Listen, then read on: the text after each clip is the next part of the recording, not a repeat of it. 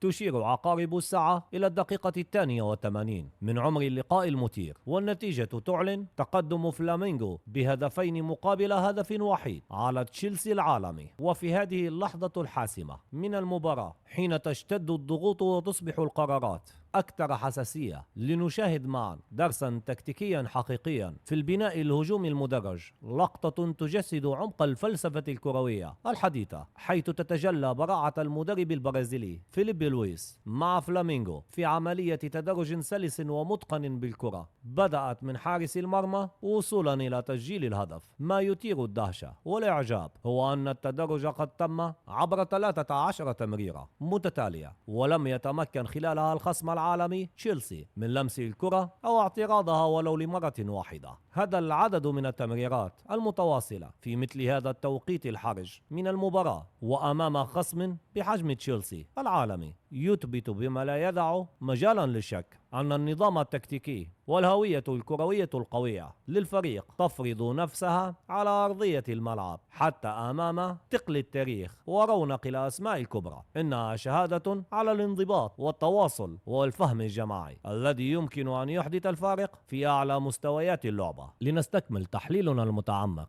للهدف الثالث لفلامينغو ضد تشيلسي، والذي يعد بمثابة درس تكتيكي متكامل في الخروج والتدرج بالكرة من الخلف إلى الأمام وإنهاؤها في الشباك، متتبعين الكرة منذ لحظة انطلاقها من حارس المرمى. فإن ما نراه هنا هو تجسيد حي لمبادئ بناء اللعب من الخلف وفق المعايير التكتيكية. فقد اعتمد المدرب فيليب لويس على تأسيس التفوق العددي في الثلث الأول للملعب ب4 لاعبين في خط دفاع و2 من لاعبي الارتكاز، هذا بالإضافة إلى دعم ديناميكي من الجناح الأيمن والمهاجم المتقدم. في بداية الثلث الثاني إن استدعى ذلك بتمركز دفاع محكم، حيث انتشر رباعي خط الدفاع بعرض الملعب مسنودين بلاعبي الارتكاز في العمق ليشكلوا كتلة من 6 لاعبين في الثلث الأول من الملعب. هذا التموضع منح تفوقا عدديا واضحا على 4 لاعبين من تشيلسي الذين وقفوا أمامهم بشكل غير متوازن وغير فعال على الرغم من تأخرهم في النتيجة واقتراب نهاية المباراة. وإن هذا التباين في الكثافة الدفاعية للخصم يعد فشلا في الضغط العالي المنظم من جانب تشيلسي، مما وفر بيئة مثالية لتداول الكرة الآمن للاعبي فلامينغو. ففي ظل هذا التفوق بدأ لاعبو فلامينغو بتدوير الكرة بشكل أفقي بين عناصر خط الدفاع ولاعبي الارتكاز بهدف استدراج لاعبي تشيلسي المتقدمين. هنا تظهر أهمية المساهمة الفعالة لحارس المرمى باللعب بالقدم الذي تحول إلى لاعب إضافي في عملية البناء، مما عزز من التفوق العددي ومقاومة الضغط لينجح فلامينغو في كسر الخط الأول لدفاع تشيلسي بتمريرة متوسطة من حارس المرمى إلى الظهير الأيمن. هذه التمريرة التي اخترقت خط الدفاع الأول المتقدم لتشيلسي مكنت الظهير من الانطلاق بالكرة بسرعة لبدء المرحلة الثانية من البناء الهجومي. ومع تقدم الظهير الأيمن مسرعا بالكرة نجد فلامينغو في ذروة المنظومة الهجومية، فقد قام الظهير بتسليمها بذكاء في منتصف الملعب، مستفيدا من التحركات الديناميكية والتبادلات بين لاعبي خطوط المقدمة لفلامينغو. وهنا تتجلى إحدى النقاط التكتيكية الملفتة للنظر في منظومة فيليب لويس. فبعد تسليم الكرة في المنتصف ومواصلة الاندفاع الأولي في الهجوم، يظهر الظهير انضباطا تكتيكيا استثنائيا يتمثل في الارتداد السريع والعودة إلى تمركزه الدفاعي. هذا الوعي يعد حيويا للحفاظ على التوازن الهيكلي للفريق وتأمين الخلفية، خاصة في ظل تقدم النتيجة واقتراب المباراة من نهايتها، مما يمنع الخصم من استغلال أي فراغات في التحولات العكسية، برغم من أن أسلوب فيليب لويس هو التقدم بالأظهرة، ولكن أظهر حنكة كبيرة في قراءة مجريات اللعب والمرونة العالية في التكتيكات المحركات. وفي هذه الأثناء وبعد استلام الكرة في منتصف الملعب قام المهاجم بالتناغم التام مع الجناح الأيمن باختراق دفاع تشيلسي عبر الرواق الأيسر لهم، معتمدين على التمريرات القصيرة السريعة والاستغلال الأمثل للمساحات الصغيرة. هذه العملية المتقنة التي شملت تحركات